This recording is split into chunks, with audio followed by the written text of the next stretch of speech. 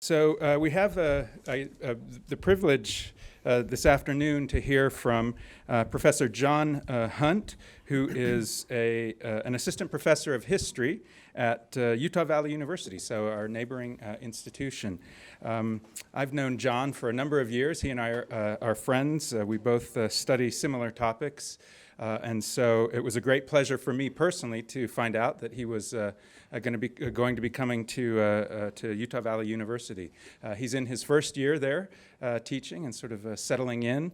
But it is really a great privilege for us, particularly this time of year. As many of you know, this time, as many of you know, a few weeks ago, an unprecedented or a long unprecedented sort of event took place when Pope Benedict XVI announced that he would be stepping down today, and that happened, I think, like 3 hours ago. Or 4 hours ago. So that is history in the making. That hasn't happened for 600 years. And we happen to have a few miles up the street from us, John, who is a specialist in papal history, and especially in what the situation that we find ourselves in now, which is the Sede Vacante, when the seat of St. Peter is empty.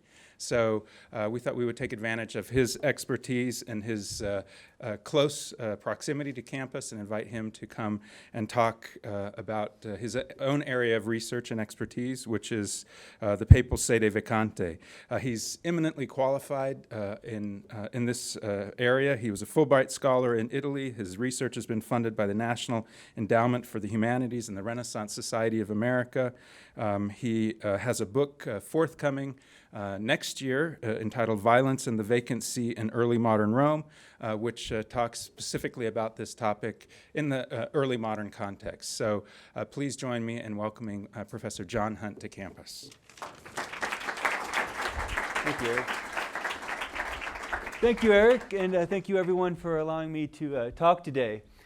Today, actually about three and a half hours ago, Pope Benedict XVI did abdicate. He said he would do so, and so today he has done so, which is, as Eric said, a revolutionary move, a really radical move. No pope has done that voluntarily, actually, since 1294, since Celestine V. Gregory XII, who did it in 1415, was under duress. There was something called the Council of Constance, and the Holy Roman Emperor forced him to abdicate, and they sort of got a new pope after that. That would be Martin V. So this is quite unprecedented, and we're moving into a new papacy. Perhaps Benedict is starting a trend in which popes resign before they die, right? If you remember John Paul II, he lingered on for quite a while. If you watch the news, those who are a little older, Eric and our age, might remember that he was falling in the tub a lot and injuring himself a lot. That was quite the norm for popes traditionally throughout history. That is, they grew frail. Well, they were already elected as frail men. They elected generally an elderly old man who didn't have a few years with him. They expected him not to last long, particularly if they were having trouble deciding on a pope. They would elect an old man in the hopes that he would die in a few years so they could make their decision up. So popes were always very frail. They were always trying to hide their illness. But the people of Rome were always particularly keen, waiting for the pope to die. For numerous reasons. It's opened up something what is called the Sede Vacante, which literally means the empty see of the papacy. Let's see here. Okay. Let's see. Oopsie daisy. Let me see. There we go. There we go. The empty see, or the vacancy of the papacy. That in Rome was particularly felt in the medieval Renaissance time, the early modern time.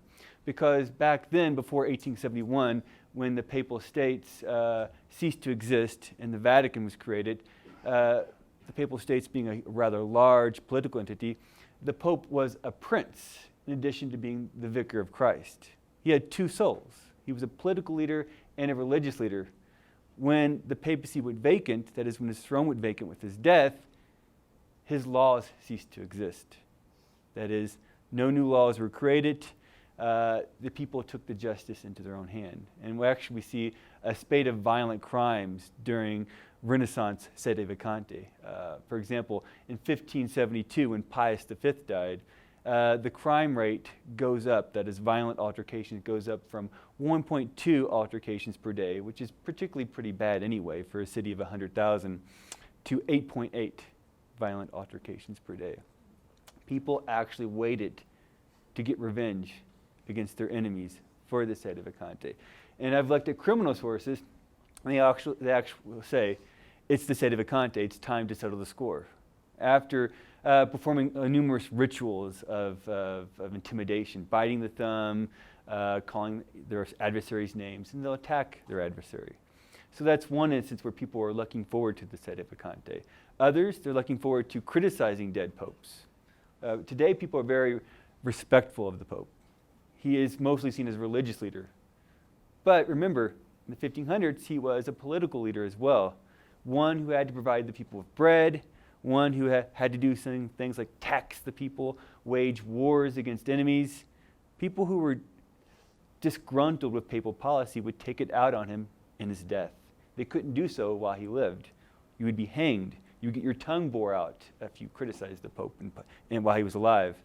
In death, you could do so, either through pasquinades, invectives, or poems that were posted on statues throughout the city. These are the statues are called the statu parlante, the speaking statues, or verbally as well.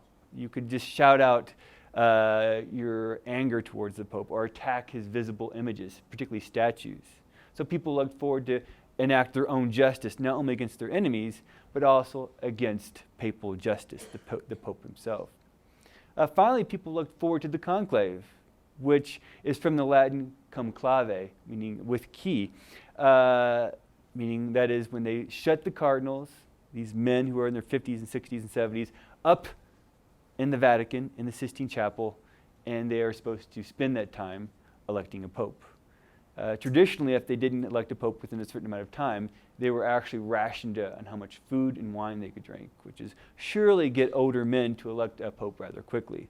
In fact, I've looked at sources in the 1500s, popes or cardinals were always dying from heat, from exhaustion, from the rigors of the conclave. So that was the goal, to get them to elect a pope rather quickly, because what they were trying to avoid was a lengthy Sede Vacante.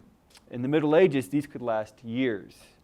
In the Renaissance period, they roughly averaged about 2 months, though some of them did go into the 6 or 7 month in duration. So they could last quite a long time. Several months without justice, without law, Rome became quite chaotic. And we see banditry, violence, all sorts of trouble arising because of the Sede Vacante. It was a regular event. Fortunately, today we don't have that problem. In fact, they're anticipating a rather quick Sede Vacante, not because they're fearful of any violence in Rome. Rome is now controlled by the Italian state, which is probably not much more efficient than the papal state ever was, right? Particularly now with Berlusconi. But people anticipate a rather quick Sede Vacante, particularly this season because Easter's coming up. And in fact, Benedict, one thing he did before he abdicated was issue a motu proprio, that is a decree that he issued in his own name, which said that the cardinals could meet earlier than March 15th. So they're actually probably going to meet way earlier than that date and hopefully elect a pope before Easter week, because it's nice in the Catholic territories to have the pope presiding over Easter holiday, the Easter week. So Benedict has done something quite radical in stepping down. Popes normally die in office. John Paul II refused to step down. People were talking to him. You're too frail. We can tell that you are not mastering the ship of state as you used to. You're letting things slide, for example. He was too weak and frail to really respond well to the priest sexual molestation scandal that was hitting the church in the early 2000s. He could not deal with that because he was too incapacitated. So that's one reason why Benedict might be stepping down.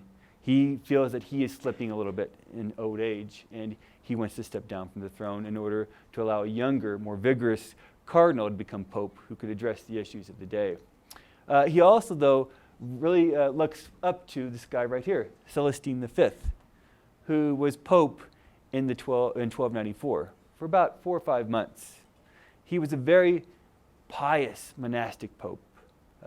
He had been a hermit before being elected pope. He was from a really wild region of Italy, L'Abruzzo, which is part, not of the Papal States, but a part of the Kingdom of Naples back in the Middle Ages and the Renaissance. Known for its bandits, known for its rough mountain territory. The capital of L'Abruzzo is L'Aquila, the eagle. Does anybody know what happened to L'Aquila a few years back? Terrible earthquake, right? Destroyed this beautiful medieval city. What happens is that Benedict visits the city soon afterwards to take care of the people. And one thing he does, he visits the relics of Celestine, who was later sainted. He is Saint Celestine V. He was sainted in some people's minds because he was an example of medieval humility. That was something that medieval Catholics had to demonstrate, that they were pious, they were humble.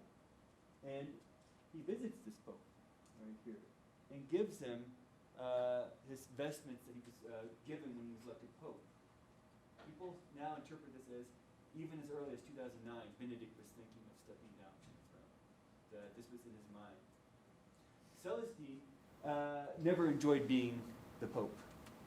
He did not like the power, and he retires and goes back to L'Abruzzo and lives a life as a hermit up in the mountains. But some people looked at it as a sign of humility, that he did not lust after power. Others, such as this fellow right here, our good friend Dante, a Florentine poet, Florentine patrician, Florentine civic leader, had other views. He wrote in the Divine Comedy, particularly in Inferno, right, Hell, that che fece per virtate il gran rifiuto. That is, he notices a shade when he's being introduced to the various dead people by Virgil. One shade, one ghost, who had refused out of cowardice this great offer. He had demonstrated a great refusal by stepping down from the throne. So Dante puts him in hell with murderers, with those who practice graft, with liars, those who commit suicide. All of those sins and crimes that put into hell for the Catholic Church, he was placed in hell for that. So Dante had a different view. So is he a saint, or is he someone who refused something? Because this is powerful. When you're Pope, Catholic eyes, they see you as God's vicar on earth. You are the closest representative. So he's refusing this awesome power. Peter's there, Peter, Christ, vicar on earth. Celestine did that, and now Benedict's doing that. Popes aren't supposed to do that. They're supposed to die in office. They're supposed to cling on as long as they can. So we are living in different times, and I think Benedict really is setting a stage for other popes to follow. That is, setting a model that popes will be stepping down rather than lingering on well into their 80s and 90s, late 80s and 90s. Benedict himself is already quite old. But this wasn't the only case where this happened. The last time where a pope was forced to abdicate, when this was actually quite common in the Middle Ages. Popes in the early Middle Ages and High Middle Ages were oftentimes forced to abdicate by local barons, by French kings, or more likely than not, the Holy Roman Emperor in Germany. And this happens with the Council of Constance, right? I'm sure if you've taken classes with Dr. Durstiller or other professors here, Dr. has a hairline, who is the Reformationist, that they've talked about this. This is called the Great Schism. At one time there are 2, even 3 popes in Europe during this time. One in Pisa, one in Rome, and a French pope in Avignon. Well, this was not acceptable by the Christians in Christendom. Each pope was throwing excommunications out, and even the feared interdict, right, where you excommunicate entire city. People didn't know which pope was the right pope. Am I worshiping, or am I following the Antichrist, or am I following the right pope? So the emperor at the time, a guy with a great name, Sigismund, orders the Council of Constance. There, he deposes all 3 popes. The cardinals elect a new one, Martin V, a good Roman, which pleased the city of Rome. They also take the time to burn a few heretics as well. But there, Gregory XII does step down, but it's not voluntarily. He is forced to do this. So Benedict's move is quite revolutionary. Now I want to talk a bit about the conclave and what it is. It's where the cardinals gather to elect the next pope, the next vicar of Christ on earth. The conclave itself has a long history, though, and the papal election itself has a long history. In the early church, the people actually elected the pope. All the clergy of Rome and all the people of Rome got together and elected the pope.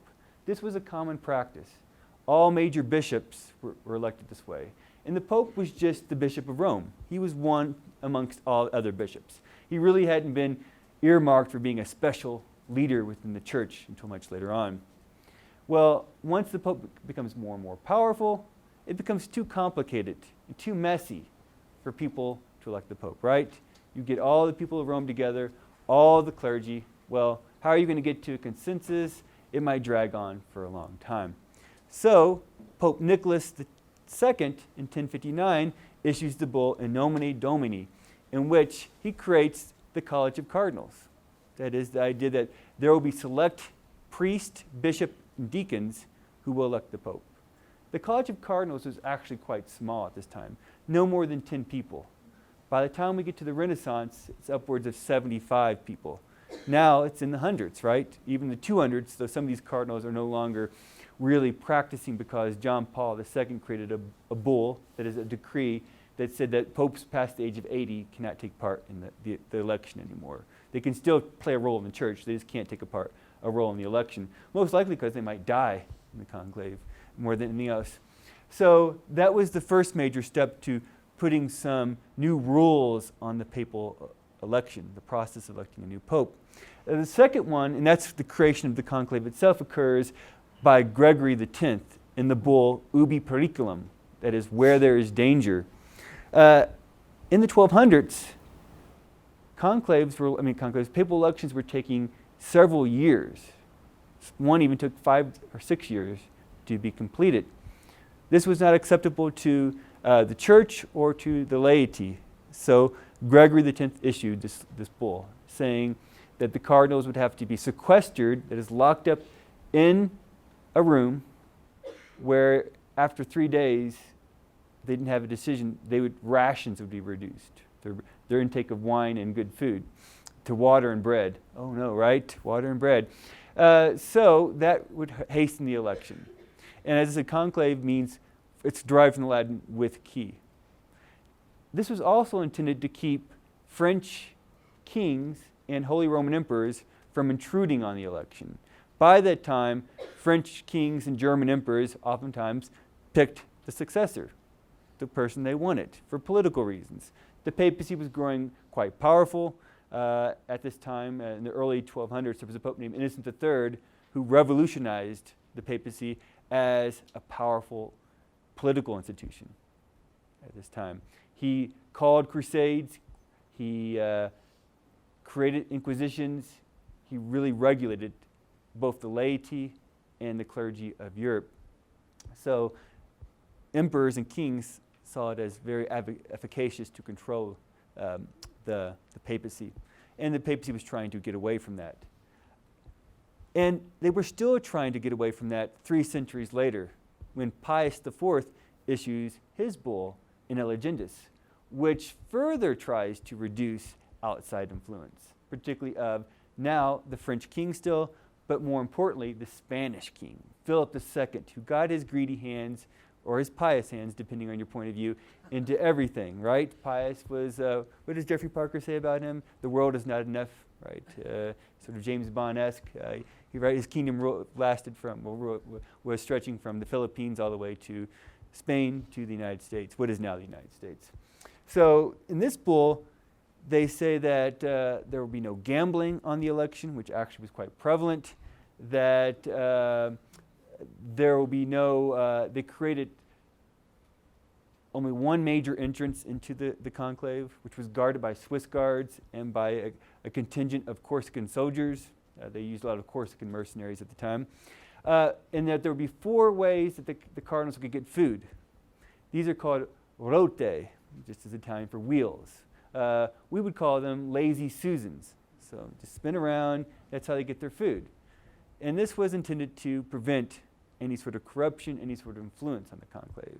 The problem is, and I've looked at these sources both in terms of criminal sources, but also primitive newspapers, codavisi, there was always people getting in and out of the conclave. Ambassadors from Spain and France would regularly just hover around the conclave, whispering to cardinals, passing notes through the lazy Susans. This law had no effect.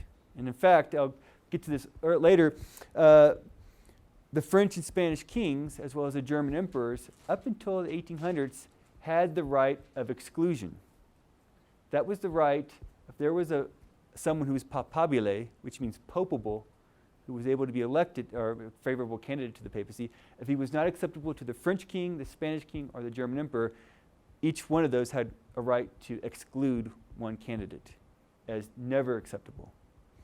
And in fact, Philip II would regularly send a list of candidates that he favored, list of 3 that he approved of and 3 he would never approve of.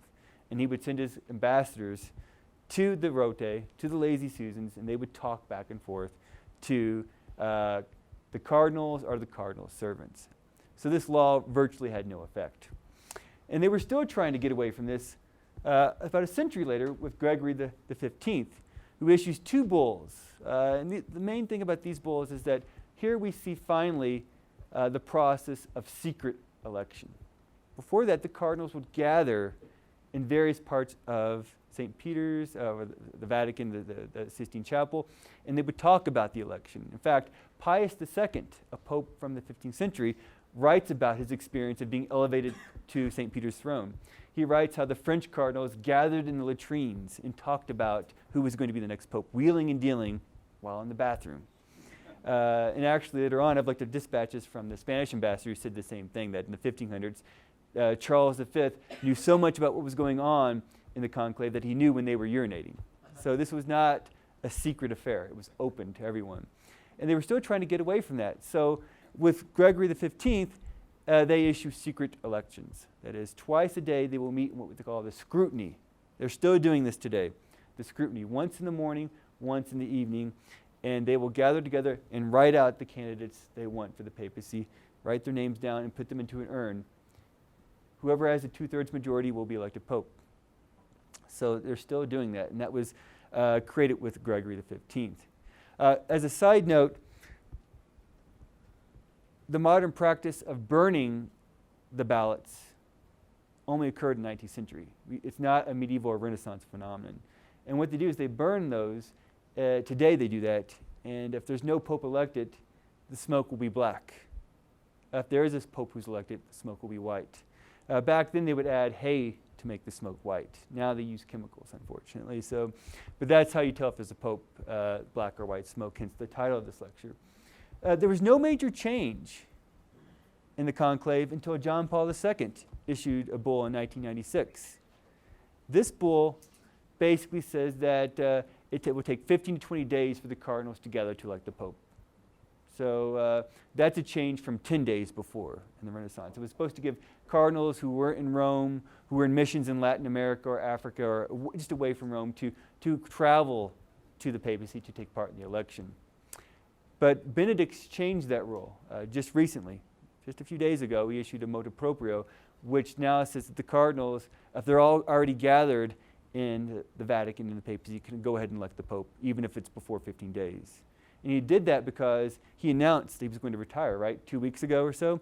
So already most of the cardinals are there, and they're ready. Only 2 of them have dropped out, one due to ill health, and if you keep up with the Vatican news, a second because of a scandal that's happening in Great Britain. You can read that if you want to. So that's a bit of the conclave. But remember, even though this was supposed to be a closed affair, it was always open. I have plenty of sources that talk about how the conclave is supposed to be dark, how it's supposed to be free from outside influence. Because essentially the cardinals are gathered in the conclave, and they're supposed to be inspired by the Holy Ghost, right, to elect the next vicar. Well, there will always be outside influence, and the outside influence can either be from high kings, powerful officials, or the people themselves, the vox populi, the voice of the people. That's how the popes were originally elected, right? The voice of the people by acclamation. So We see this with some episodes throughout papal history. One of the first is when the papacy returned from Avignon in 1378. Romans hadn't been used to electing a Roman pope since about 1305. So for about 70 years, more than 70 years, the papacy had been in the city in France, Avignon. They have the election in Rome, and the Romans are mad. They don't want another French a French pope. They want the papacy to stay in Rome. So they sit outside the conclave for the duration of the election, yelling, "We want a Roman, or at least an Italian, or we will cut you Frenchmen to pieces." And the cardinals are quite scared. So what do? They bring out a Roman Roman cardinal. He waves outside the window, and the people think he is the new pope. His name was actually Cardinal Roma. So they think Cardinal Roma is elected pope, and they immediately run to his palace in Rome, ransack it. This is called a pillage, or a ritual sacking. It's not because they're angry, it's because they're happy. They feel like to the victor goes the spoil, right? One of our boys is elected. He's going to be magnanimous. He's going to keep us with bread. He's not going to raise taxes. He's going to throw a lot of festivities and keep us happy. Well, let's take his stuff. So that's what they did. Evidently, they took so much of it that they tore it down the castle, deconstructed it, took all the bricks. Nothing was left. So then it was found out that, he's not actually elected pope. So, and that was actually a regular occurrence. There was rumors that certain cardinals would be elected pope, and their palace would be destroyed, to such an extent that cardinals would have to hire hundreds of guards to stand outside their palaces during the election. So that was a continual problem up into about the 1700s, in fact.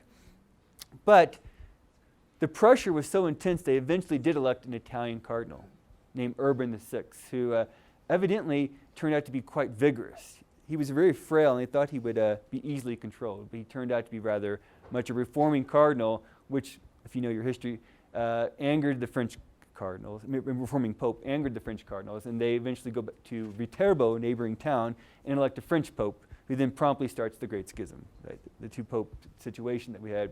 So Romans, at least the popular opinion, favored a Roman or Italian, someone who would be magnanimous, which meant not raising taxes, making sure Romans were kept well enough fed and bread, and also the local wine, and not waging wars, and also destroying festivities, particularly during carnival time. Popes were supposed to set up fountains of wine for the people to drink, food for them to drink, allowing the carnival festivities to occur, which will become a problem, of course, in the 1500s, when popes feel that they need to reform themselves due to Martin Luther's revolt from the church, and they will actually try to curtail these activities, or curtail masking, dancing, the running of young men, Jews, and old men. That's called the corso, the palli.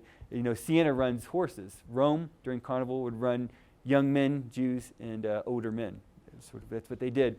So they always favored a Roman for these reasons. And we get clues onto what the people were thinking based on astrologers who tried to predict the election, pasquinades. I've used plenty of pasquinades. These are poems or invectives or sometimes commentaries written in poetic form, and they're placed on statues like this. Pasquino. This is Pasquino, an image from the 1500s. This is Pasquino today. Lots of stuff against Berlusconi right there as well. Actually, when I was in Rome in 2005 when John Paul II died, and it was a love fest. There was nothing bad about John Paul II. So I felt obligated to keep up with tradition. So I wrote a poem against John Paul II. I admit this, and attached it with some gum on here. It didn't last long, but people really liked John Paul II. So pasquinades were ways of Roman people, both commoners but mostly elites, to express their opinion.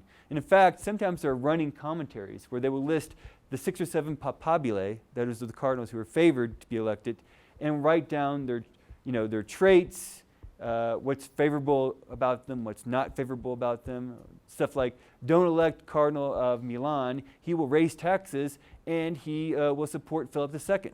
So that's more of an elite view of what to expect. But others would talk about stuff from the street, like don't elect Cardinal Trivulzio, he likes little boys. It's true, that's something they would say. Rumors oftentimes express the will of the people as well. Rumors in terms of don't elect this pope, he will raise taxes, or rumors that just were expressing the will of the people. For example, Alessandro Farnese, the grand nephew of Paul III, was a great contender for the throne from about 1555 until about 1590, and he died shortly thereafter. Every election he was considered papabile, popable. He was going to win. He had the popular will on his side. He was very magnanimous. He liked carnival. He always made sure that Romans were kept in bread, but he never got the election, right? Because there's a saying, who goes in papabile leaves the conclave as a as a cardinal. And so the popular will wanted Farnese to be pope, but not the cardinals in the conclave. So even though there is this outside influence, they could ignore it at times. It was hard to resist, though, when you have angry Romans screaming, "We are going to cut you into pieces," sometimes. So these are all sorts of things that were going on. This is an image. There was so much violence that they would have to organize patrols to look over the streets. But this is not the papal patrol. This is a civic patrol. They would gather artisans and commoners, and it would be a militia watch. The only problem is these guys don't know how to wield weapons like a mercenary soldier does. And so they weren't the best defense against crime or violence, or ways of keeping people from influencing the conclave. And even the cardinals themselves, just as a side note, were very superstitious, right? Has anybody been to the Sistine Chapel? Okay, right? So you recognize this as not Michelangelo's work, but Perugino's work, right? He trained Raphael. This is St. Peter receiving the keys. It was believed that the cardinal whose cell was built under this painting would be the next pope. Didn't always work, but it was superstition, right? That whoever's cell, what they did is they would construct cells. I think I have an image somewhere. Let me see here. Do I have one? There we go. They build little cells right here. Get a little bed, very Spartan, right?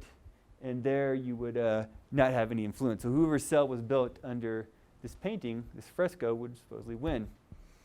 As a side note, the cardinals were forced into those little cells, but some of them were determined to make the best of it. So Cardinal Antonio Barberini, who really wanted a pope to his liking, that is a pope who would support his family, he was so determined that he brought several books with him, several cookies, and several bottles of wine. He said he was going to stay in the conclave until he either died or he got someone who was elected to his liking. To his liking is an Italian term, il suo gusto, to his taste, right? Meaning someone of his faction. So there were lots of influences here. This guy right here, Philip II, as I said, Spain, France, the Empire, all had a tremendous influence on the papacy. These three states were the great Catholic crowns of Europe. After the Reformation, England, most parts of Germany, they bow out. The English don't really have a role in the election process. So after, say, the 1550s, the election is really influenced by these three great Catholic states. And as I said, they had the right to exclusion, the right to exclude any candidate they don't want on the throne. That's pretty powerful, right? The papacy was still a very instrumental institution, even in the 1500s and 1600s. So you have factions developing within the conclave. There is the pro-Spanish party. There is the pro-French party. Every pope creates several cardinals in his lifetime, so there's the dead popes faction as well. And in this current election, Benedict created a lot of a lot of cardinals actually. So the candidate for the next pope probably will be someone of Benedict's choosing, someone probably very conservative, though probably not European. I assume it may be Latin American or African, but he will definitely be conservative in Benedict's political and religious viewpoints. But there were attempts to actually get away from this influence and create sort of neutral factions. So in the 1660s and beyond, there was a brief faction centered around a queen called Christiana of Sweden. She was a Protestant queen who was, an example of winning back souls. She converts to Catholicism and moves to Rome. She was the daughter of Gustavus Adolphus, if you know your history, right? The great lion of the North who fought in the 30 Years' War. So the Catholics were very pleased that she converted to Catholicism. And she had a tremendous influence amongst the cardinals, and she wanted more of a neutral party that would align itself to more religious causes rather than political causes. And so this group in the conclave is called the Squadrone Volante, which means the flying squadron, because you never knew where they were going to go, right? Were they going to go Spanish or French? They were just doing things for religious reasons. So there's always been factions. So the conclave itself, even though it's supposed to be secretive, dark, and under the guidance of the Holy Spirit, is really quite porous. It's an open world to everyone via rumors, pasquinades, and news reports, the avvisi. So